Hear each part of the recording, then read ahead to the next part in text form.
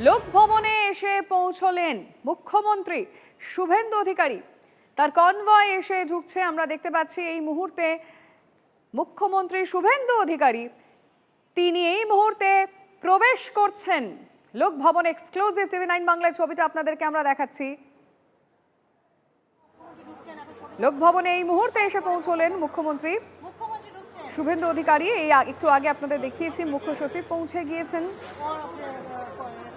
এবার পৌঁছলেন মুখ্যমন্ত্রী। আর ঠিক 15 মিনিট মতো সময় রয়েছে, তারপরে কিন্তু পূর্ণাঙ্গ মন্ত্রিসভা গঠন হতে চলেছে।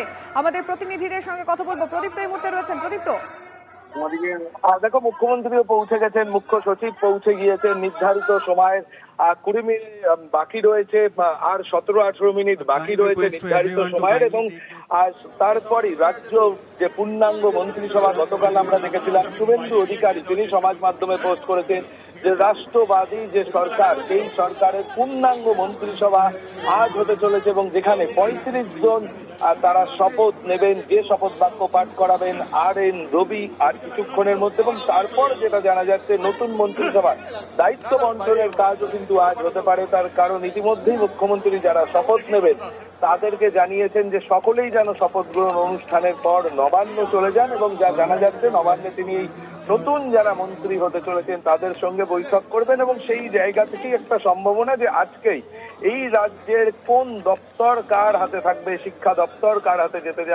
যেতে বসেছে, স্বাস্থ্য দপ্তর কে সামলাবেন আগামী কয়েক বছর, 5 বছর, আর তার একটা তালিকা কিন্তু সামনে আসতে চলেছে, অন্তত তেমনটাই জানা যাচ্ছে। তবে স্বরাষ্ট্র দপ্তর যেটা মুখ্যমন্ত্রীর হাতেই থাকবে। এর সঙ্গে তোমায় জানিয়ে রাখি যে মন্ত্রীরা যারা হবেন তারা ইতিমধ্যেই সেখানে পৌঁছেছেন। যে তালিকার কথা আমরা বলছিলাম, সোনামুখীর বিধায়ক দিবাকর ঘরামি, তিনি সুবক্তা হিসাবে পরিচিত, তিনিও এই মন্ত্রিসভায় স্থান পাচ্ছেন তেমনটাই জানা যাচ্ছে। এবং কৌশিক চৌধুরী রায়গঞ্জ থেকে প্রথমবারের জন্য নির্বাচিত হলেও তিনি শুভেন্দু অধিকারীর মন্ত্রিসভায় থাকছেন। এবিভিপির সর্বভারতীয় নেতা, সর্বকনিষ্ঠ বিজেপি বিধায়ক, এই যে বিজেপির 208 জন নির্বাচিত হয়ে। প্রদীপ্ত, আমি আসবো। আমরা একেবারে লোকভবনের ভিতরের ছবিটা দেখাচ্ছি, যেখানে শপথ গ্রহণ হবে। সেখানে পৌঁছলেন মুখ্যমন্ত্রী শুভেন্দু অধিকারী এবং হবু মন্ত্রীরা রয়েছেন। পূর্ণাঙ্গ মন্ত্রিসভা গঠন হবে এবং আমরা দেখতে পাচ্ছি এই মুহূর্তে মুখ্যমন্ত্রী শুভেন্দু অধিকারী তিনি উপস্থিত হয়েছেন এবং একটু পরেই কিন্তু শপথ গ্রহণ অনুষ্ঠান একদম সময় মতোই শুরু হতে চলেছে। প্রদীপ্ত, দেখো, ইতিমধ্যেই এখানে এসে পৌঁছেছেন, অর্থাৎ লোকভবনে এসে পৌঁছেছেন। আমরা দেখতে পাচ্ছি রাজ্য বিজেপির সভাপতি শ্রমিক ভট্টাচার্য পৌঁছাচ্ছেন। যারা আগে মন্ত্রী হিসাবে শপথ নিয়েছেন, সেই অগ্নিমিত্রা পাল, নিশীথ প্রামাণিক, কিছুক্ষণের মধ্যেই দিলীপ ঘোষ পৌঁছাবেন। প্রাক্তন রাজ্য বিজেপির সভাপতি, কেন্দ্রীয় শিক্ষা প্রতিমন্ত্রী, উত্তর পূর্বাঞ্চলের কেন্দ্রীয় প্রতিমন্ত্রী সুকান্ত মজুমদার, তিনিও সেখানে গিয়ে পৌঁছাচ্ছেন, এমনটাই আমরা জানতে পারছি। এবং আরো কয়েকটি নাম আমাদের হাতের কাছে আসছে এখনো পর্যন্ত। আমরা যা জানতে পারছি এই তালিকায় শান্তনু প্রামাণিক, তিনি মন্ত্রী হতে চলেছেন। তিনি এক সময়ের খেজুরির বিধায়ক ছিলেন 2021 থেকে 2026 পর্যন্ত। এবার তার আসন বদল হয়, ভগবানপুর থেকে নির্বাচিত বিধায়ক শান্তনু প্রামাণিক তিনি দায়িত্ব পেতে চলেছেন। একই সঙ্গে যেটা জানা যাচ্ছে, দীপঙ্কর জানা তিনি মন্ত্রিসভায় ঠাঁই পাচ্ছেন। দক্ষিণ 24 পরগনা থেকে তিনি নির্বাচিত হয়েছেন, কাকদ্বীপ থেকে তিনি সেই আসন থেকে জয়লাভ করেছিলেন। উমেশ রায়, হাওড়ার অত্যন্ত পরিচিত একটি মুখ, বিজেপির দীর্ঘদিনের বিজেপির ঝান্ডা বয়েছেন, তাকে আজ বিজেপি স্বীকৃতি দিতে চলেছে। উমেশ রায় তিনি মন্ত্রিসভায় স্থান পাচ্ছেন। একই সঙ্গে যা জানা যাচ্ছে তাতে নদিয়া চাঁদ বাউরি তাকেও নিয়ে আসা হচ্ছে শুভেন্দু অধিকারীর মন্ত্রিসভায়। তিনি সম্ভবত রাষ্ট্রমন্ত্রীর দায়িত্ব পালন করবেন তেমনটা জানা যাচ্ছে। হরেকৃষ্ণ বেরা তিনি তমলুক থেকে নির্বাচিত হয়েছেন। গতবারেও তাকে তমলুক আসনে বিজেপি প্রার্থী করলেও অল্প ব্যবধানের ভোটে তিনি হেরেছিলেন। এবার তিনি জয়লাভ করেন এবং চিকিৎসক হরেকৃষ্ণ বাবুকে মন্ত্রিসভায় নিয়ে আসা হচ্ছে, অন্তত তেমনটাই আমরা জানতে পাচ্ছি। অমিয় কিস্কু তিনি মন্ত্রিসভায় আসছেন এমনটাও জানা যাচ্ছে। রাজেশ মাহাতো তাকে স্বাধীন দায়িত্বপ্রাপ্ত মন্ত্রী করা হচ্ছে তেমনটাই আমরা জানতে পাচ্ছি। মালতী দাবারায়ের নাম আমরা আগেই করেছি। গৌরী শঙ্কর ঘোষ মুর্শিদাবাদ থেকে নির্বাচিত, দ্বিতীয় দফায় নির্বাচিত হয়েছেন। বিজেপির ক্ষেত্রে গত কয়েক দশক ধরে শুধু বিজেপি নয়, আরএসএস এর সঙ্গে তার একটা সম্পর্ক রয়েছে। সেই গৌরীশঙ্কর ঘোষও কিন্তু এই মন্ত্রিসভায় আসছেন, এমনটাই আমরা জানতে পারছি এখনো পর্যন্ত। মনোজ কুমার ওরাও কুমারগ্রামের গত 5 বছরে তিনি যথেষ্ট নজর কেড়েছিলেন বিধানসভায়। তার স্লোগান, তার বক্তৃতা, সব সেই শিক্ষক নেতাকে, তাকেও মন্ত্রিসভায় পূর্ণ মন্ত্রী করতে চলেছে বিজেপি, এমনটাই আমরা জানতে পারছি। জগন্নাথ চট্টোপাধ্যায় তিনি সিউড়ি থেকে নির্বাচিত হয়েছেন, তিনিও আসছেন এই মন্ত্রিসভা এবং অত্যন্ত গুরুত্বপূর্ণ কোনো একটি দপ্তরের ভার তার হাতে যেতে চলেছে।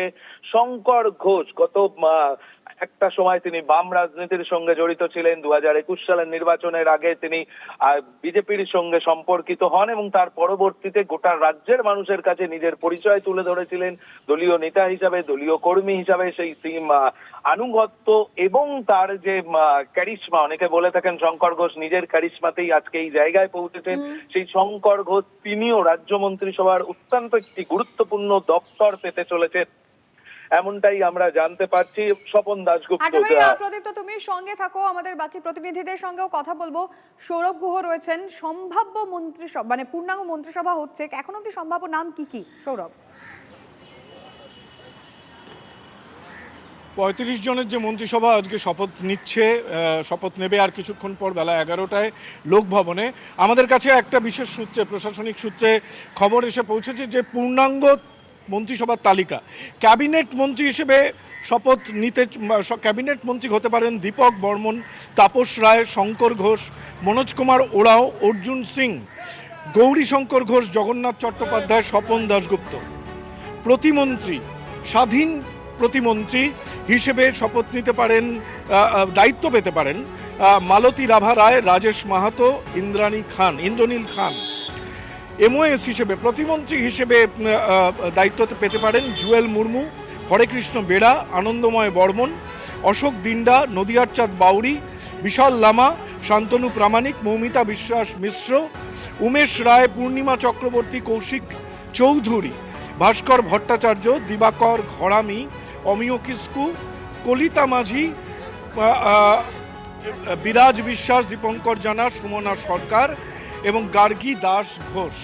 অর্থাৎ খুবই গুরুত্বপূর্ণ, যেদিকে নজর রয়েছে প্রতিটি মানুষের।